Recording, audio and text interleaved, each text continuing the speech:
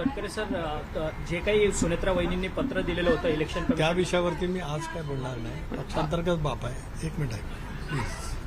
राष्ट्रवादी काँग्रेसमध्ये सध्या मोठा अंतर्गत कलह उफाळून आल्याचं चित्र आहे. सुनेत्रा पवार यांच्या नेतृत्वाखाली पक्षात सर्व काही अलबेल नसल्याच्या चर्चा आता उघडपणे होऊ लागल्या आहेत. या वादाच्या केंद्रस्थानी आहेत दोन ज्येष्ठ नेते प्रफुल्ल पटेल आणि सुनील तटकरे.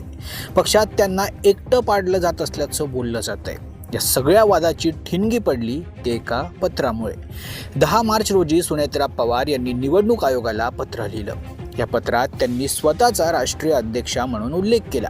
मात्र प्रफुल्ल पटेल आणि सुनील तटकरे यांच्या पदांचा उल्लेख हा टाळण्यात आला. यामुळे राजकीय वर्तुळात मोठी चर्चा सुरू झाली. नेमकं काय चाललंय राष्ट्रवादी काँग्रेसमध्ये?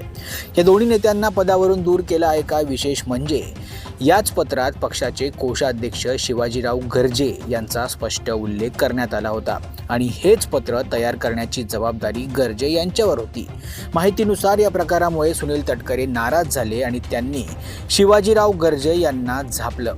कारण याआधी 26 फेब्रुवारीला झालेल्या कार्यकारिणीच्या कागदपत्रातही फक्त अध्यक्ष आणि कोषाध्यक्ष यांचाच उल्लेख करण्यात आला होता.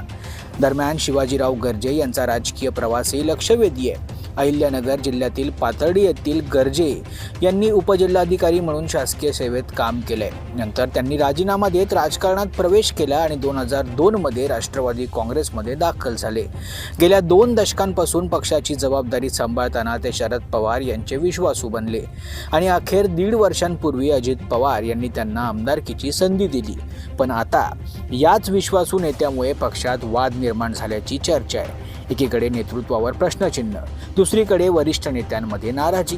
यामुळे राष्ट्रवादी काँग्रेसमधील अंतर्गत संघर्ष आणखी तीव्र होण्याची शक्यता आहे.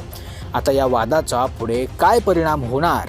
पक्षात बदल होणार का, की हा वाद इथेच थांबणार? याकडे संपूर्ण महाराष्ट्राचं लक्ष लागलंय. Bureau report, Maharashtra news 24.